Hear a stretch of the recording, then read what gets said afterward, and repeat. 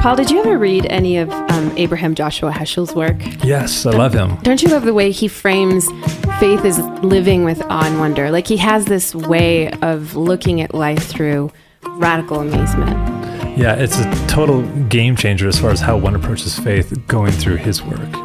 And one of the ways that I have often found awe and wonder is in nature, obviously. Mm-hmm. But we also talk about in this episode the ways in which we have experienced awe and wonder in other forms of creativity and creative expression.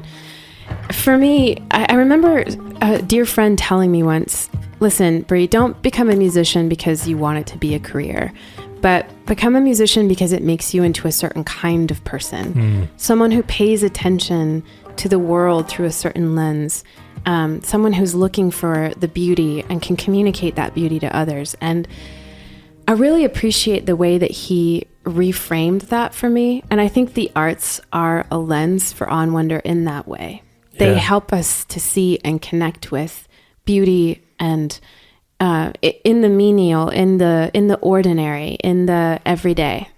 Yeah, I'm so with you. Music can be such a gateway in the midst of the mundanity of life, of the day-to-day living.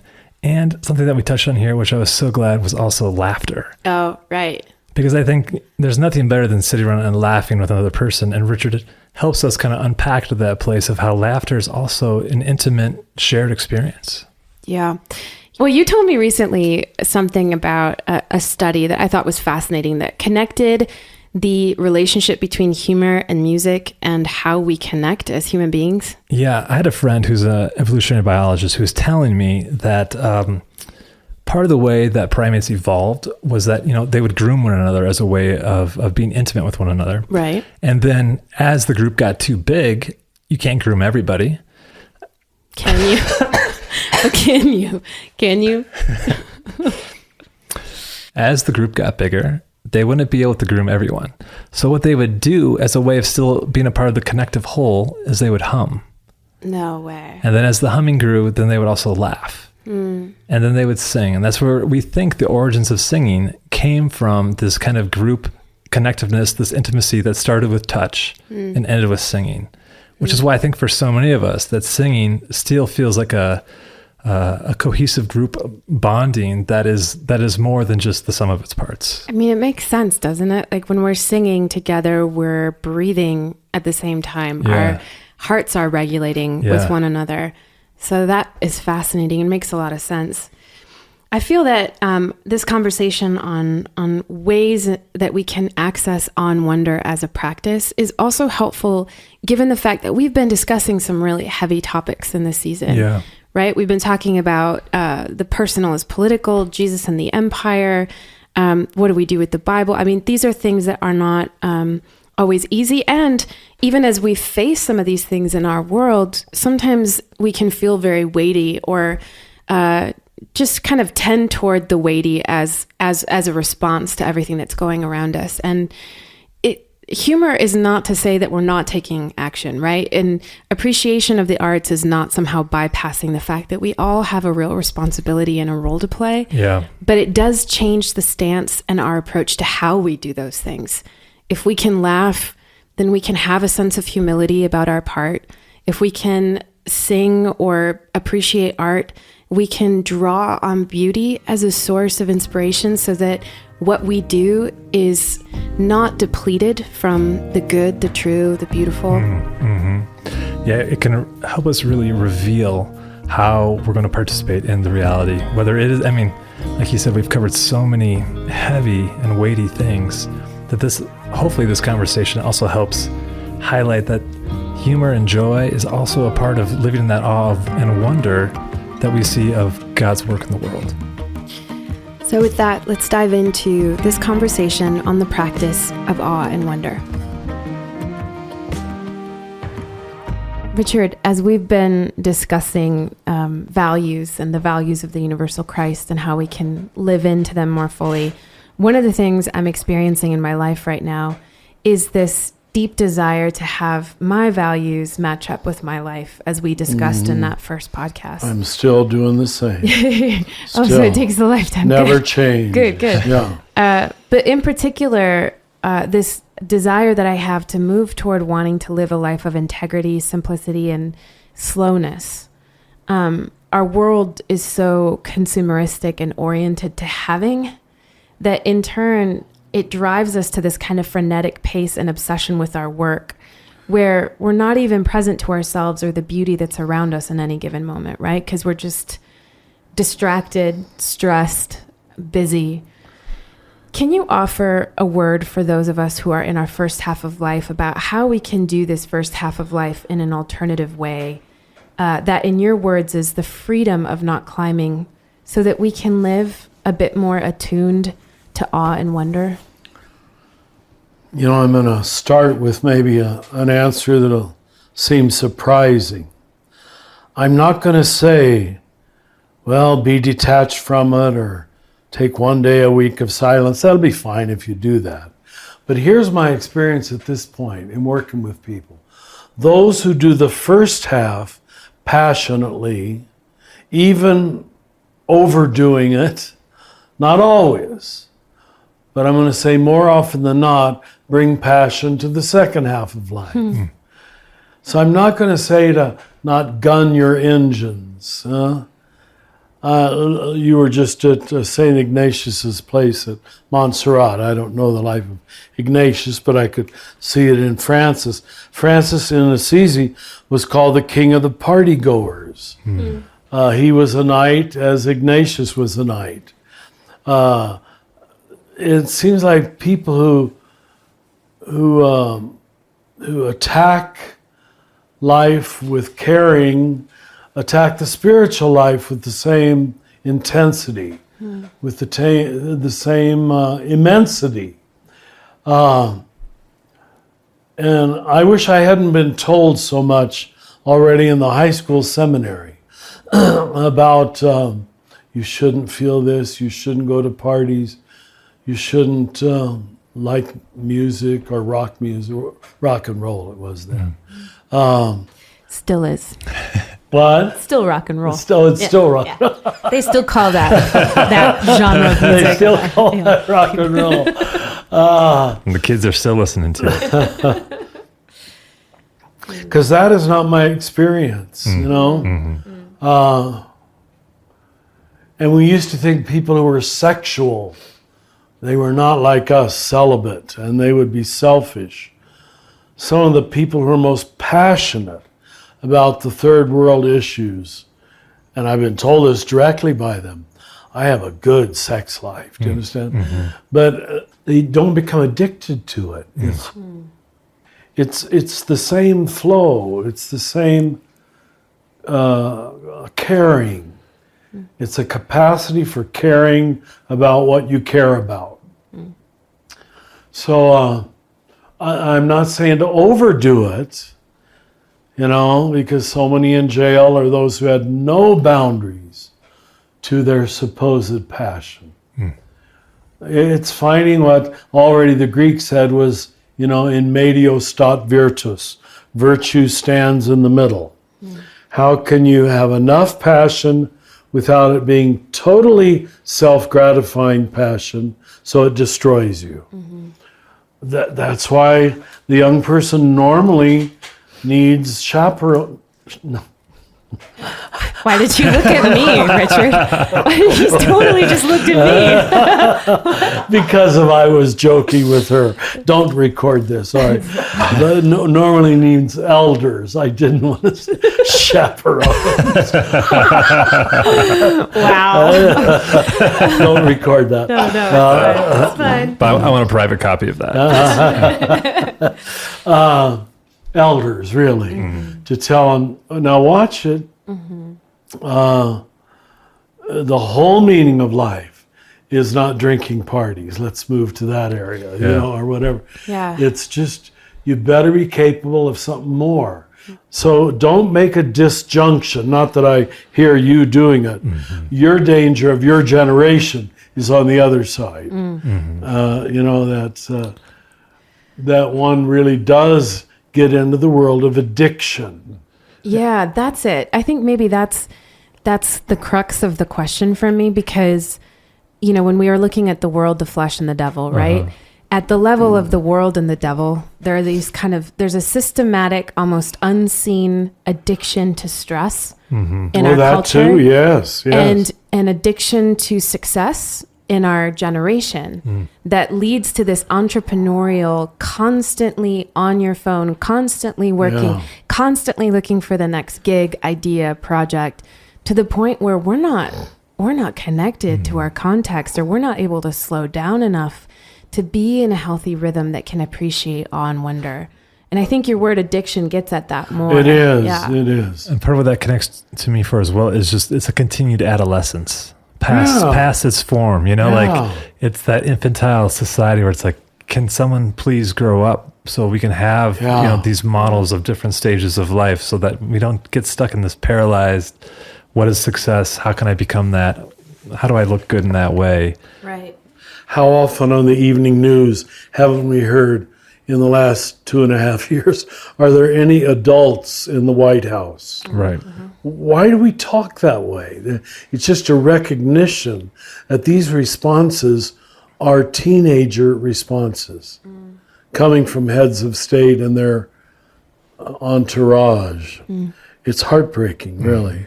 Well, that need for validation, really, that drives so much of our obsession for success or obsession with work, that kind of climbing mentality.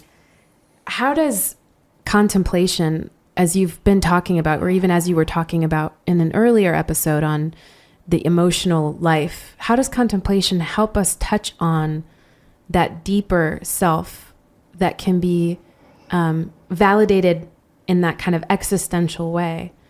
And maybe let me reframe the question. It seems to me that without that touch point of that deepest validation, we can't then value the beauty and awe with awe and wonder that is around us. Yes. I start my little book, Just This, with that very point, and with a quote from Isaiah that isn't often noticed. It's right at the end of Isaiah 65:1.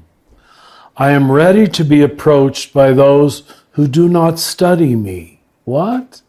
I am ready to be found by those who do not seek me. Huh? I say, I am here, to people who do not even invoke my name. I so wanted to start this book with that quote, because I believe, and you were heading there, Brie, the basic, primal, foundational religious intuition is a moment of awestruckness, awe, wonder. God, that's beautiful, In fact, why do we so often say God, Dios, when we have such moments as that, I think it's a recognition that this is a godly moment. And even totally secular people will say Dios, or God, God. They don't have to, but if your life is absent from awe and wonder, that something is just too good, too right, too much, too timely, you will build your religion on laws and rituals, trying to trump up a moment of awe. And it occasionally works for Catholics anyway. And I'm sure for Protestants just in a different way. By good music, probably, huh? Yeah. So you're centering in on a good thing. And people who live their lives open to awe and wonder, allowing the moment to gobsmack them, I think they have a much greater chance of meeting the holy than a person who just goes to church, almost domesticating the holy, making it so commonplace, I'm back in charge. And I fear that with the way we ritualize the Mass, for example. I see people come day after day unprepared for anything new, anything different. And even if you say something new or different, they will fit it into their old boxes. I will not be awestruck. I don't think they're going to get very far. And that's probably why God allows most of your great relationships to begin with a kind of infatuation with another person.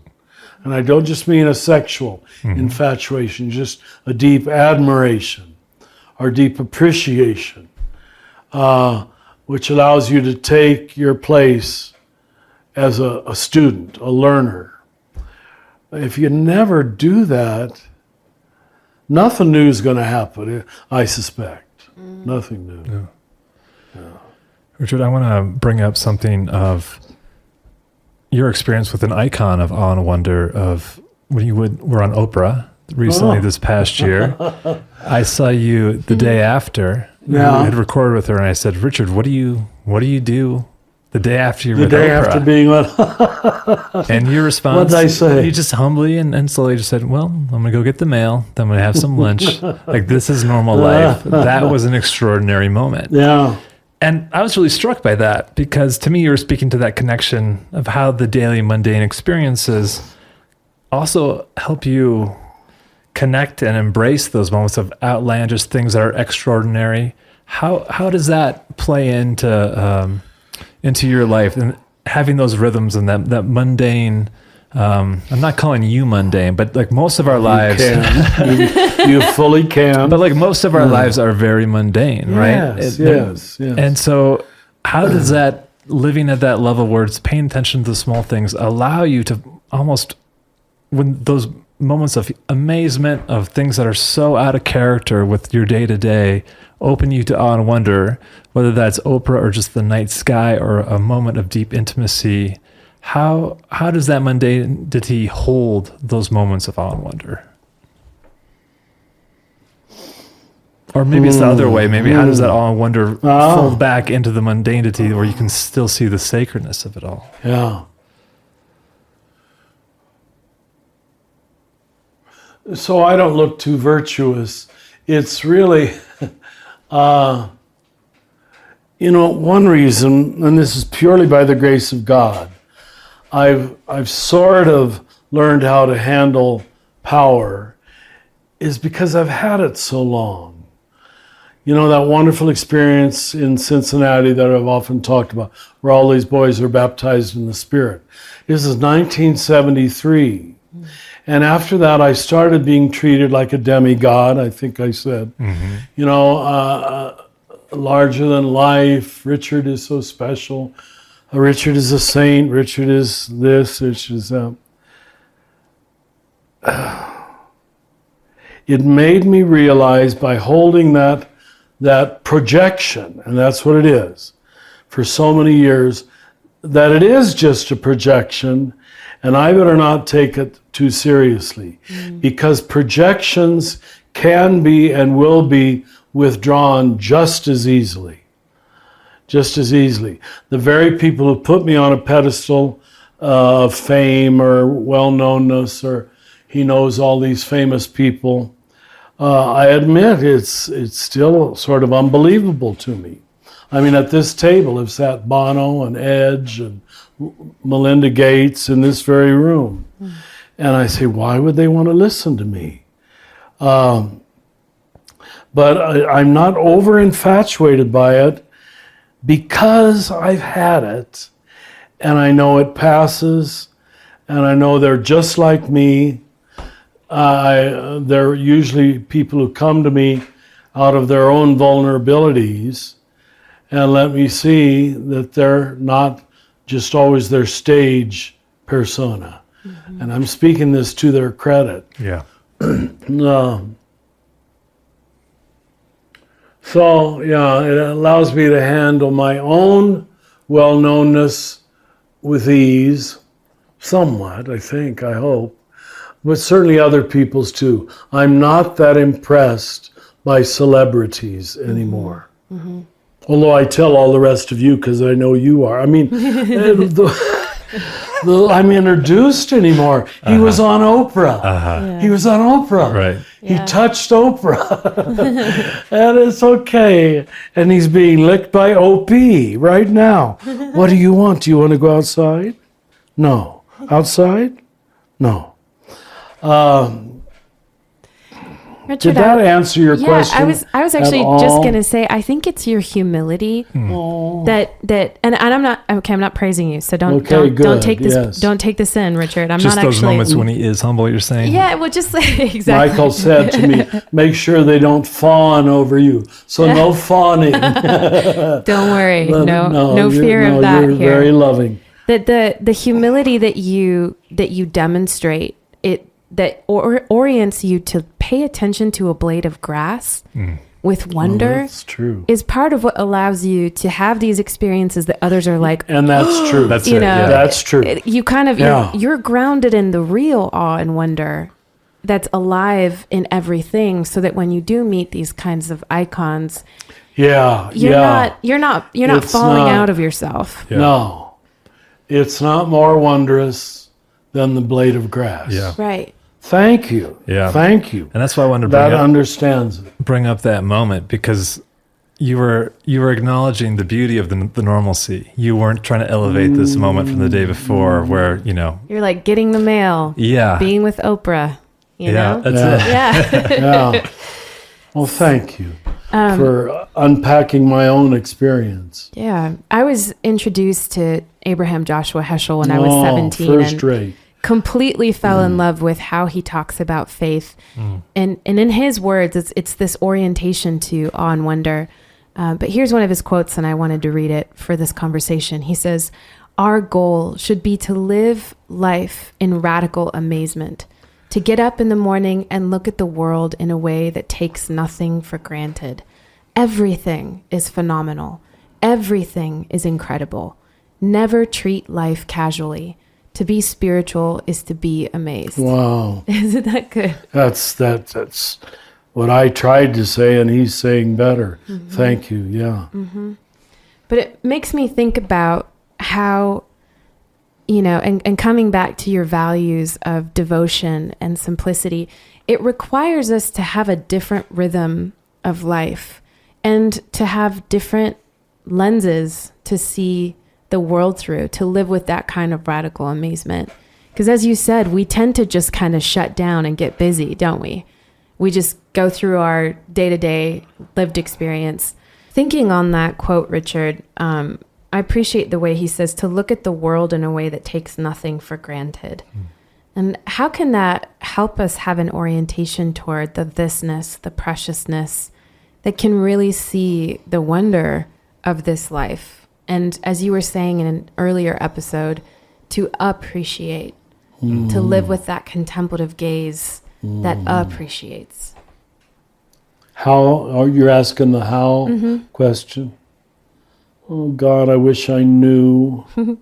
I do know how I don't get there. And how I don't get there is when I'm too goal driven, which has been most of my life. Even though many of my goals were holy goals, like to come and do this podcast, So I wake up with a holy goal today, and that gets me here.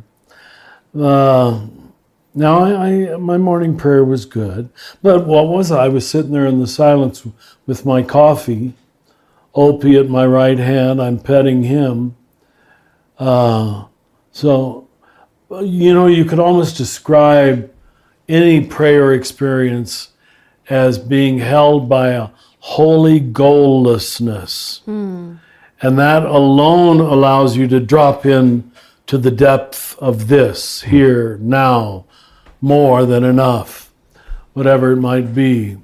So anything that allows you to temporarily, if not permanently, I don't know if you ever achieve permanently, to let go of these so demanding goals. It's the nice thing about being old. I don't have any more goals. I really don't. And I just have to pinch myself that that I don't have to do anything today. And Vanessa even told me yesterday she's going to send me the final text of the book on evil. I don't have another book in my head or in my mind or in my heart. So I'm finding it easier to do than ever in life. So the how is,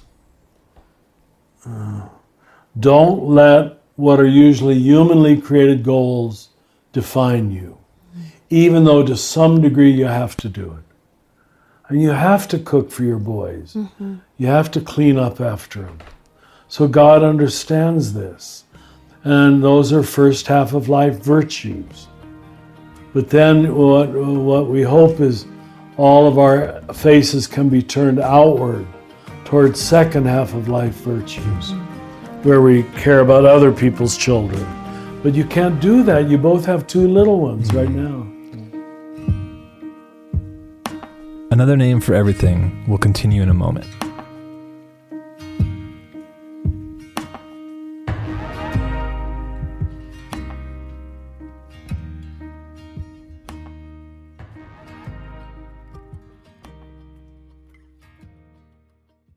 I feel like it's connecting for me the willfulness and willingness that we talked about in the previous episode, where that willfulness seems to be kind of a necessary component of the first half of life with those goals, and then the willingness.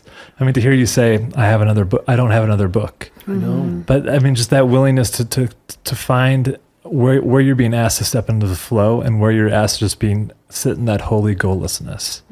It seems like a big shift in the halves of life. Bigger than people realize. Yeah. But even just to taste it in moments in the first half of life, the willfulness seems to be like horse blinders, like it narrows the field of vision, and then the willingness seems to be when the blinders come off.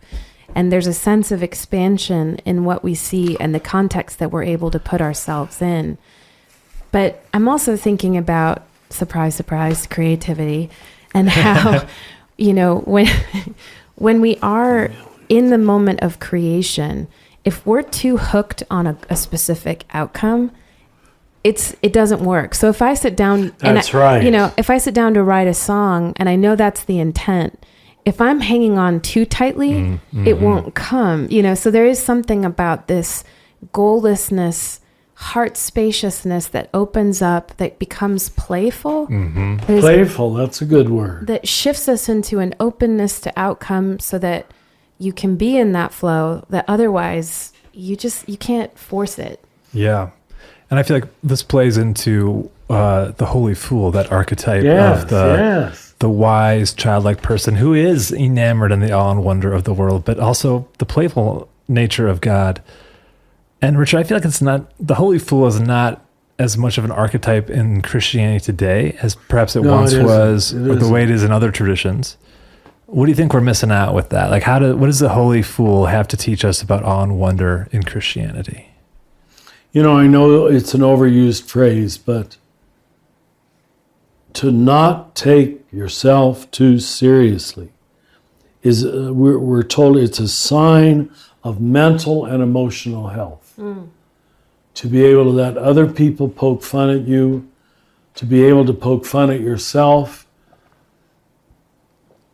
is the holy fool. Now, there have to be other shapes to it. I'm sure there are. I almost didn't get ordained. I've never told this story. No. On April 1st, 1970. Uh-oh.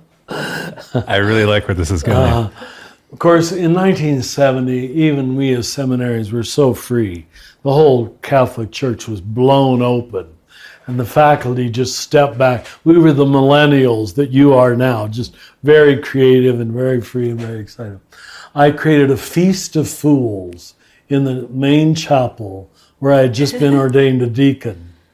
And it had a beautiful baldacchino over it, modern art, very beautifully done.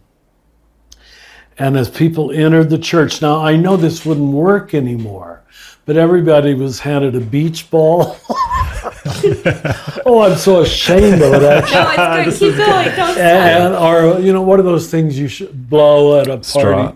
Oh. Oh, like the that roll out? Yeah. What do you call What are those things? called? You know, the paper things Yes, that unroll Like as the you blow party them out? favor. Yeah, I party feel like favor. this is the version of the football metaphor. We're going to spend 10 minutes now trying to figure Oh, out I what hope that so. thing This is is called. good. What is it? I had some piece of music playing fully over the microphone system. I was so glad none of the faculty was there. Because I was a deacon, I was given this freedom to create this liturgy for the whole student body without any of the faculty attending.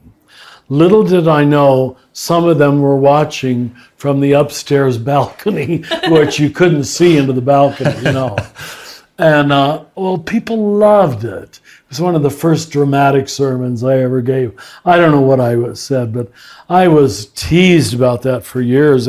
Here's the one who created the Feast of Fools. But it was on this very thing of around this altar where we are always so dead serious, almost morose. No one smiles at the altar. Let's just change the rules for once. Why would God mind us? And they started throwing the beach ball over the baldacchino and blowing their party favors. And the faculty that was watching called me in the next day. And they said, Friar, this is not acceptable, all right? And they were probably right. Now, it worked, and that's why they couldn't totally kick me out or refuse me ordination, but they did let me know it better not happen again. I was just too much of a hotshot. I was too sure of myself because I was ordained in this wonderful time where it was all opening up. And now, how am I answering any of your questions? It's a beautiful way of dipping your toe into the holy fool. The holy fool, yeah. To not take yourself so seriously. I mean, I think it's marvelous that you were Well, just it worked. On that occasion, April 1st, 1970, it worked. And so that was the mood of the times.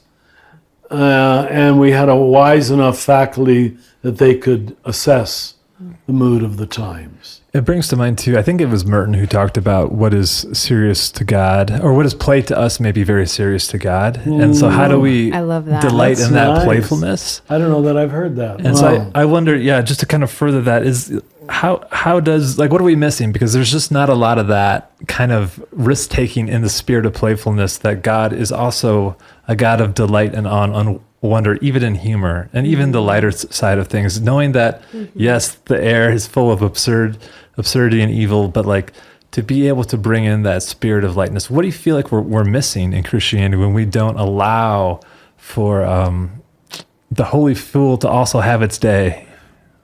They say humor is, there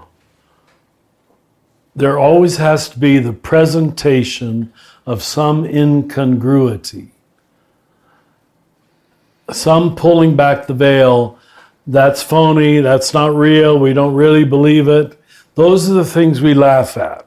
The exposure of incongruity. And if religion has been defined for you as all first box, order, everything is coherent, congruous, if that's a word, there was no room for incongruity.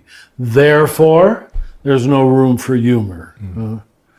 There's no ability to recognize my eccentricity, my flaws, my woundedness. That's what it morphed into. And we all were forced to play this game of perfection that wasn't true, and we knew it wasn't true. And even the faculty in my time felt they owed us that. To always be wearing the habit, to genuflect perfectly, to perform is the right word, mass to perfection. This was going to train us. And I don't think they knew, because they were trained the same way, that it made us not feel close to them, because they were intimate means to be capable of being close to. And they never gave any capacity for intimacy, for closeness, which means usually realness. Mm-hmm. Yeah. And when there's no realness, I have to say we mocked a lot of our faculty, even though most of them were very wise guys in their own field. They weren't father figures to us. Like, it's important for you, well, you've talked about this, as parents, that they see your faults and that you admit them and ask for forgiveness. Mm-hmm. And if you catch them making fun of you when they're teenagers, which they probably will, if not before. Mine will never. There's nothing to make fun of. I think mine have already started. I was just going to say, yeah, mine started a long time ago. We mocked the faculty. Oh, that was the big entertainment. In the closed system, we had every priest's eccentricity down to a T. It was the only way we could survive. But that's so interesting, because when I think about the faculty here at the Center for Action and Contemplation, you all have a really good time together. Yeah. Like, you laugh a lot, you make fun of yourselves, you make fun of each other. And there is something about that humor that makes us all relatable to each other. It opens the door to relationship, because it makes us just relax into our own absurdity and our own intensity. And I'm thinking about my kids and how much they make me laugh on a regular basis, especially Rowan, my youngest. He's so silly to the point where he does this like bodily humor. He'll hike up his shorts way up to his chest, and he'll just make silly faces and just walks around and just, he loves to make us laugh. And it's part of the gift that I think he brings me out of my own intensity and my own penchant for, drama or being stuck in my thoughts. And something I'm reflecting on when it comes to humor is that laughter, it's like a physical, we're shaking our bodies. And, I think we've talked about this before, that animals shake their bodies when they're in trauma. That's a way that they kind of shake it off. They shake it off. They're like allowing their bodies to process the intensity of the adrenaline that's just kind of gone through the system. And I don't know that I've made this connection before, but when we cry, we're shaking and our bodies are moving. But we're also doing that same kind of physical motion when we're laughing. And I wonder what it is about laughter that allows us to so fully relax that maybe, humor ought to be a contemplative practice. Don't they say there's a hormonal release when you really laugh, not nervous laughter, but real laughter, that does reduce stress in your body. Well, and also, if we're not willing to, I'm again thinking about creativity, if we're not willing to have a sense of silliness about ourselves, then we don't ever have the courage to leap forward into something new. Because, I'm just thinking about dancing, for instance. And you can't dance if you're terrified of looking dumb. Like, you just can't do it. Like, you're going to look like an ass either way. Like, just go with it. But there's something about leaping into that with a sense of relaxation. Yep, I'm probably looking really ridiculous right now. That is joining the flow. What humor does and what intimacy does is give people a handle on you. When you're always proper, there's no handle except conformity. But I don't get at you. I don't get at you. So you're saying, I'm just repeating what you're saying better. Thank you. So I just think about the people I'd rather hang out with are people who make me laugh than those who I think are the smartest or the deepest. It's those that I can connect to that human level, because it does open up spaces of depth and intimacy that couldn't happen if I know whatever I share is not going to be taken in that same spirit. Well put. Well, continuing on with thinking about awe and wonder as a practice, even in the midst of so much heaviness and systemic oppression and all the hard things we've been talking about, one of the things that actually fills me with so much hope and awe and wonder is this human creative spirit that manifests and expresses itself in the arts. And for me, it's music, and I'm so curious about what it is about the connecting power of music.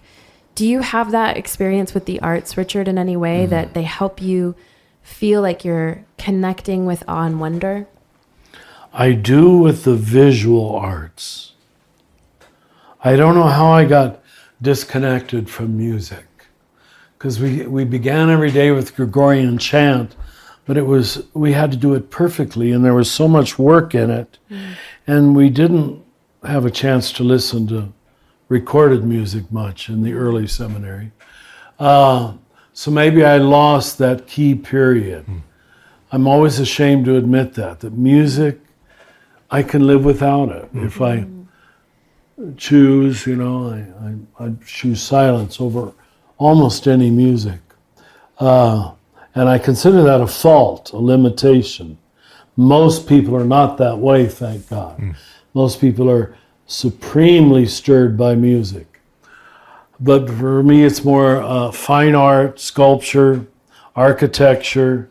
When my eyes can see something that's lovely, those are the art forms I guess I would prefer.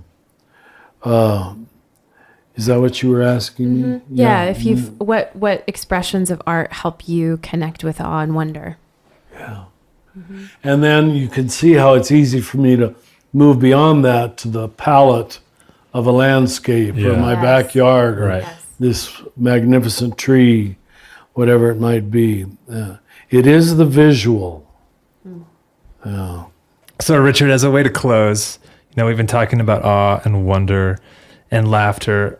Is there an experience of a deep belly laughter, of that true endorphin releasing, you can't contain yourself, afraid you might die from laughter moment that has brought you into that connective light? You're asking the wrong person, but actually there are some. That bright, where it is, that entering that flow of that playfulness of God, that playfulness of universal Christ. There's a person in my life who you would know, Paul, Stephen Gamble, who helped me create the rituals for the MROP. Because we met so young, because for 10 seasons we were up there putting the MROP together all alone. Now they have a team of 20 people. We did it all. Nobody else, just the two of us. Wow. In our youth when I had a lot of energy. But he can tease me. He's just very skilled with humorous words. He can almost always bring me to belly laughter. And I don't know what, it's sarcasm, it's making fun of me. I remember one time we're driving around Ghost Ranch, and he knew I wanted to see Georgia O'Keeffe's house. Have you ever driven down? Yeah, I was up there a few weeks ago. Oh, really? Yeah. Do they let you go now? Into her house, not that time. A time before, I was actually let into her house. Yeah. No kidding. About 6 or 7 years ago. Is someone living there now or what? Not at that time. I don't know if they keep that under wraps or not. I had a friend who was a friend who had a friend on staff. So I was just let into the group because I knew somebody. Well, he knew I wanted to go down there. We were out driving in our truck, picking up his truck at that time, sticks and for the rituals. And he moves to this high-toned voice. He was an actor. That was, And he begins a monologue without skipping a beat. Sally forth, Richard. Do not hesitate. I don't know. Just highfalutin phrases, non-stop for 10 minutes. The great goal is ahead of you, Georgia O'Keeffe's house. And he still has the capacity to do that. He trusts me so much that I will never make fun of him or think less of him, and I do the same with him. I'm sure you have your earlier friends are often those kind of friends. Yeah. The friends that come later have a harder time getting into that position. That the friends that you knew in college, well, that's what Steve Gamble is for me. Mm-hmm. Apparently I am for him. For some reason, it's the synergy that I let him make me laugh. Yeah. I let him say, we used to call it reductio ad absurdum. That's what you used to say, a Latin phrase? No, we did, right. Yeah. Reductio Back in my day when we spoke Latin, we said... You all know people like this. Well, you do it a little bit, Paul, and Michael does it too. Michael does it a lot, in fact. You say something silly to Michael or to you, and within a heartbeat, you say something one step sillier. I love the absurd. Yeah, I love to take it one step farther. Reductio ad absurdum. I'll outdo you. Yeah. Yeah, it's a very clever form of humor. And I don't know how that you both do it very quickly. I love it because it doesn't give it time for me to take it into my head and to become serious about it. But that makes me laugh. I have sat at my computer some evenings after a paragraph from Steve Gamble, and he says, I wouldn't send this to anybody else but you. But it's just his imagination just going wild, you know. I am your new travel agent, Richard, and I have created this tour for you. And then he'll go on and on. And it doesn't mean anything, but it means friendship and love, and a desire not to both take ourselves too seriously. Do you know Stephen well? Or? I don't know him well enough to know that that's his personality. His style. Yes, that's his style. He's a 4, you'll be happy to know. Oh, what? 4s can be funny? Yes, they can. Yeah. It's their other way of being special. I was waiting for that little... They're still being special. There it is. Well, I really appreciate this conversation, Richard, because I think, it's easy for us to get very heady in our conversations about contemplation, or even in thinking about these very powerful metaphysical concepts, right? Yeah. And yet here is this practice of joy and enjoyment that puts us in touch with relationship, but also puts us in touch with awe and wonder. And it all seems to be connected. Awe, wonder, relationship, hope, the possibility for creativity, for moreness. And this, I don't know, this conversation has been so affirming, and I just appreciate it so deeply because it does kind of lighten up the load a bit of how we think about contemplation, or how we think about living into the universal Christ in a way that feels a little bit less heady.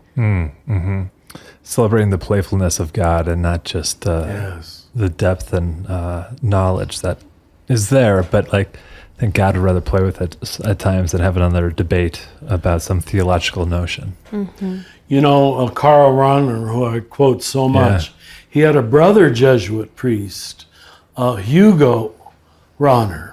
And to my knowledge, the only book he wrote was Homo Ludens, means humorous man. And that was probably his escape from his brother's brilliance. Because it was an entire book on the theology of playfulness. Wow. Oh, wow. Yeah, Homo Ludens. Wow. But I never read it, I'm sorry to say. Only a Rahner could title a book like that in Latin. Right. Yeah. Then it takes on much more character. This is funny, but in Latin it's serious. Well, thank you, Richard. Yes, thanks, thank Richard. You make it fun. And here are a couple of voicemails from our listeners. Hello, Brie, Paul, and Father Richard. My name is Karen, and I'm calling from Cape May, New Jersey. Father Richard, my question comes from page 247 in your book, where you say, "You are taken to happiness. You cannot find your way there by willpower or cleverness. I have been retired for a few years now, and I finally learned to turn off the autopilot with people I meet and to be more present and unhurried in those interactions. And what I've been discovering, especially with people I hardly know or don't know at all, is that I often walk away from these experiences with a feeling of inner fullness that's mostly joyful, but unmistakably edged with sadness at the same time, even if there was nothing sad about the encounter. If I sit with a feeling for a time, it almost always causes me to tear up. And I'm wondering, is this being taken to happiness? And is it natural to feel this combination of joyful gratitude and palpable sadness? If so, why the sadness, and what do you think it represents? I often cannot determine that. If you could comment on this, I would appreciate it. And thank you all so much for this podcast and what it brings to our further understanding of the universal Christ. Wow. Beautiful. Beautiful. Here's my guess, and of course I can't know your exact motivation. Karen was the name, right? Karen, you live in a beautiful place. I've been to Cape May. Anyway, what you've likely experienced is intimacy. Now, the very word means to have moved into fear, which I think is through in Timor, or through fear, into the deeper depth of a relationship or a moment or a person. Now, when you move through your fears into a moment of honest connection for just no special reason except respect itself, love itself, that will bring forth, you said it perfectly, both emotions of joy and I'm not sure why, but yes, sadness, because you wish all of your life had been this way, what you've missed out on. And you know you've touched upon the beauty of another person, and yet you have only touched upon it. You know there's many more stories or depth, or maybe you saw sadness in someone's eyes. Intimacy means you've gone through your fear to encounter the true person, the depths of the person. Intimus, again in Latin, means the interior of a person. And that contains both charges, like you have on a battery, you know, the negative charge and the positive charge. If you stay on the surface, you'll normally, at best, if you experience any charge at all, it'll be one or the other. But when you go into the interior, you become intimate in an honest moment of self-disclosure. And that's usually what intimacy is, mutual and comfortable self-disclosure. You're born at a new level of communion, at a new level of satisfaction, at a new level of joy, and yet sadness that more relationships are not this way. My years on the road, when I'd run through airports all over the world, I remember my very common experience in airports was that so many people had such a ravaged look on their face. That was the only word that would come to mind, ravaged. And maybe airplanes and airports do that to us. But you would hope this wasn't the whole meaning of their life. Or what do they have to give their children? Or what do they have to give their partner? Or the world? So you're making contact. That's what it tells me. That you can receive from the other person both the joy of an encounter and the sadness that it's never complete, or it's never enough, or I touched not just upon her sadness, but a bit of my own. Usually it gives you permission. Like they say, when you go to a funeral, every funeral you attend all your life is a preparing for your own. And that's why we all cry. We're sad about dying, I guess. I don't think it's just that. But yeah, life experience is a mirror for self-reflection. Yeah. And there seems to be something about sadness that is the portal through which we touch each other's wounds. You know, that first of all, I don't think I've ever heard you say intimacy as moving in through the fear, which is, I could just hang out with that line for a while. But I've been reflecting lately on the icon of the Sacred Heart. I am so drawn to it. Yes. Because I keep bringing it up. You're becoming a Catholic. Oh, geez. What's happening? But the idea of the wound as being sacred, it's not to glorify suffering, but it's to say that it's through the wounds that we become so vulnerable to one another. Because as we experience our woundedness and can see it, it's like I also love this phrase you've been using, that we join the club of imperfection. And as we do that, we're more capable of allowing other people to accept their imperfection too. And that seems to be a part of intimacy, as like that mirroring of saying, you are enough as you are, perfectly imperfect. And we experience that as we give it, and we experience it as it's given to us. There's a mutuality to that. Yeah. Thank you. That's what we would dream of for church, right? To be a place of that level of belonging and intimacy. Sorry, Corey just flashed the number at me. I lost my train of thought. Way to go, Corey. And no question. Scene. That's totally fine. Richard told me to yell. So. That works. All right, here we go. Last one for the day. Hi, my name is Sarah, and I just had a question regarding interfaith relationships. I was born and raised in a very conservative, Orthodox... I'm just going to pause this for 1 second. We got a number of these about people want to talk about dating across interfaith. Oh, good. Oh. This one is cut off at the end. Like it ends abruptly. I don't know what happened, but it was the best one, like the clearest one of them. So that's why it is that way. So just before you respond, just wanted you to know that this is kind of more of a representative question.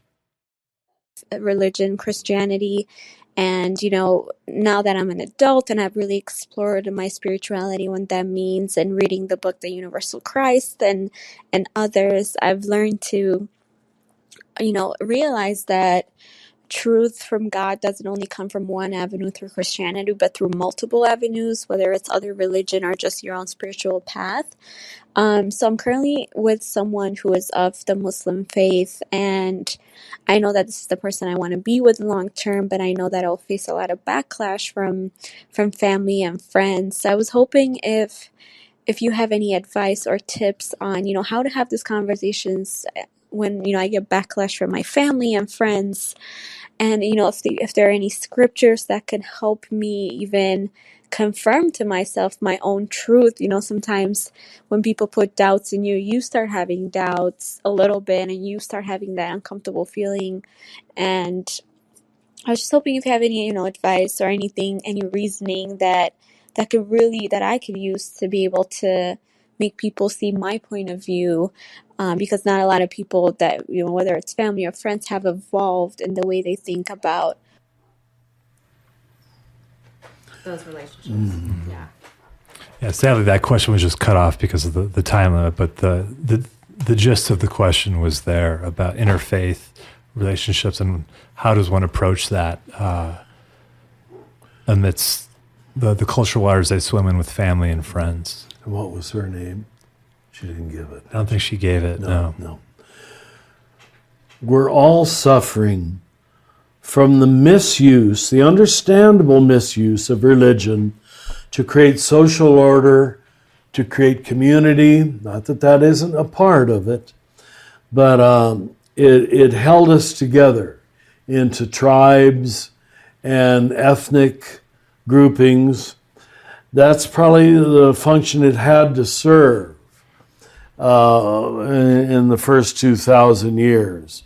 We didn't know who we were personally, but we knew who we were collectively. You didn't have to have almost any self-knowledge, really. All you knew is you were a Catholic, you were a Lutheran, you were a Baptist, and that answered all the questions. You can see why we stayed there so long. But we've entered a time where the human person is becoming so much more individuated, so much more aware of his or her identity, his or her deeper meanings and needs. It's creating a much more complex society. And, the scripture that came to mind while you were talking was one, is it the 10th chapter of John? I'm not sure, but it's somewhere in that area, where he says, I have other sheep who are not of this fold.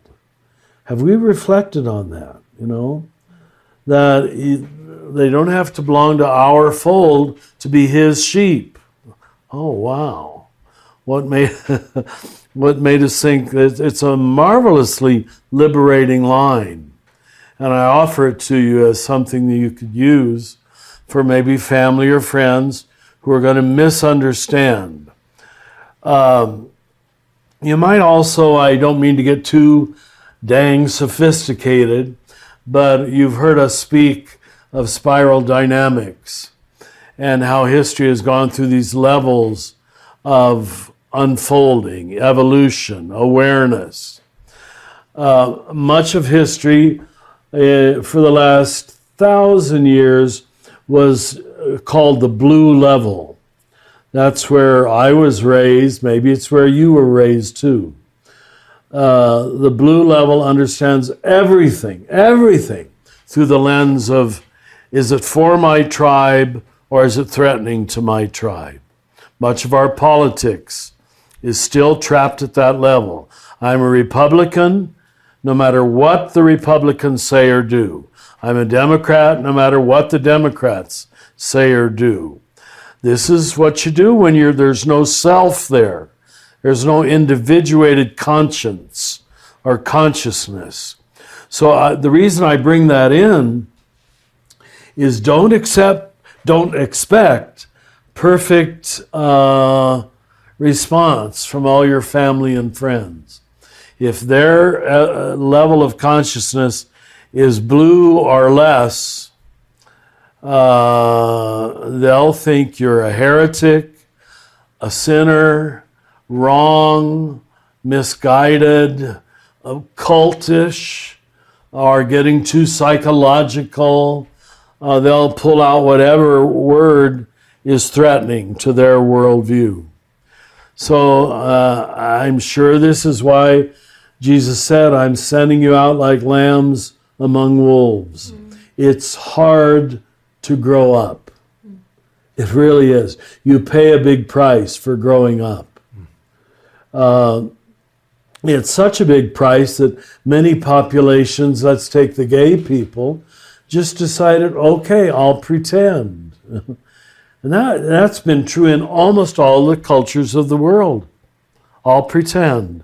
Because if you grow up, if you face your truth, whatever your truth might be, a lot of people are going to reject you or hate you. Now, yours isn't likely a gender issue, but it's a faith club. What faith club is the right one? Well, the right one is the one that leads you to love.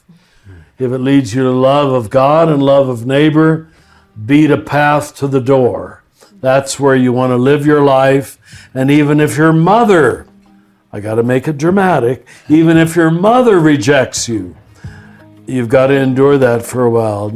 You're onto a search for truth that you can't let go of. You dare not let go of.